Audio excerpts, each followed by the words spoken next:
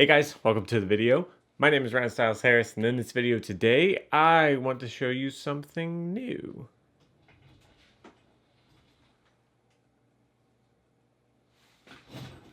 So that thing back there is a little bit bigger than my normal cars. I'm really excited. If you guys have been following me on Instagram or Facebook, you did see that I posted a picture before I built the kit, and I recently went and did a club race to get this car dialed in and start figuring it out, because I'm going to try and go to the Roar Regionals race here coming up in just a week at the time of this video. Let's go ahead and take a look at what this new car is.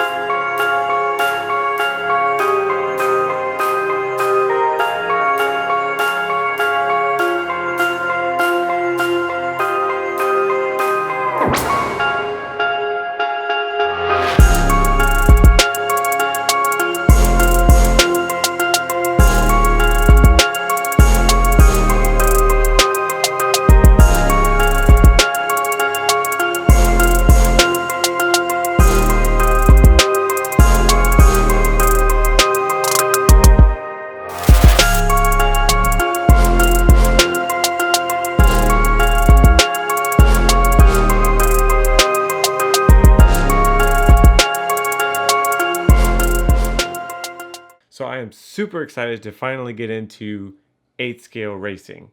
Now I know some of you may be disappointed. Why isn't it a nitro car? One step at a time, guys. Nitro is very, very, very different from electric.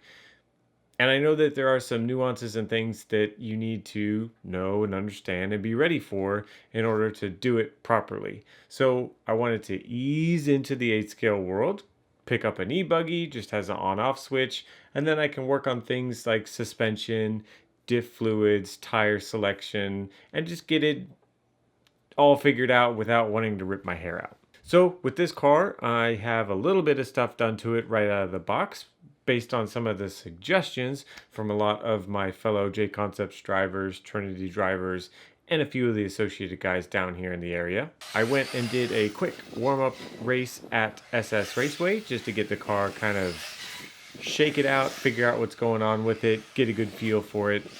I've got the Hobbywing speed controller in here. It is specifically the XR8 Plus. We also have a Hobbywing 1900 kV motor settled into this vehicle here. I did post a picture with a different motor.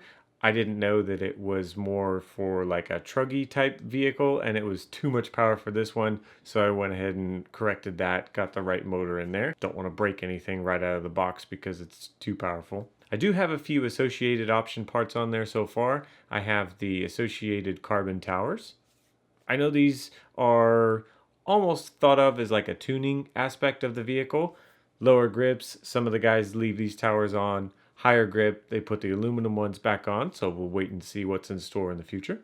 I do have the Fox shock bodies on there, made by Team Associated.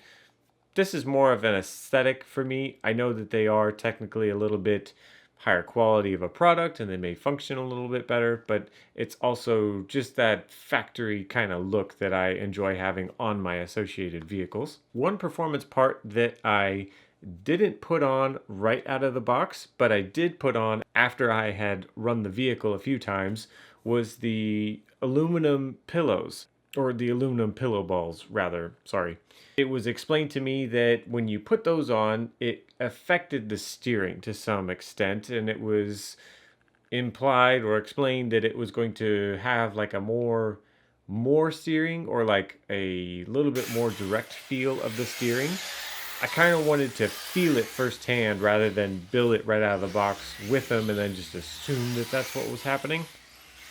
And it really did affect the way that the vehicle had a direct feel of the steering. I enjoyed it very much so. The body's been dialed in with the J-Concepts Striker 2. It has been made for this vehicle specifically. Really cool lines. I like the little support there on the back half of the body. Really cool looking. Again, as always, painted by yours truly. And then the tiny stickers, courtesy of the only custom stickers I had from Stick It One, that are designed more so for the 10 scale bodies. Got to do what you got to do, get it ready for my next big race. We also have some Trinity products in there as well, of course. We have the LCG battery pack, the 4S battery pack from the Lipo factory line. Really awesome battery, no complaints there. Gave me plenty of power, plenty of runtime. Sticking with the theme of components from my 10 scale cars, I opted for the Savox steering servo, Ryan Cavallari edition, obviously, because we want to go fast, not slow. Other option parts that I got from the get-go would be extra springs, extra sway bars, just a lot of tuning pieces so that when I go to a different track, I'll be able to dial some stuff in and figure out what exactly I want as far as feel, handling, so on and so on. Now, some of you may be asking, are you going to do a build video on it? Are you going to do tips and tricks? Right out of the gate, I have 0 8 scale experience compared to the rest of the guys out there that race 8 scale.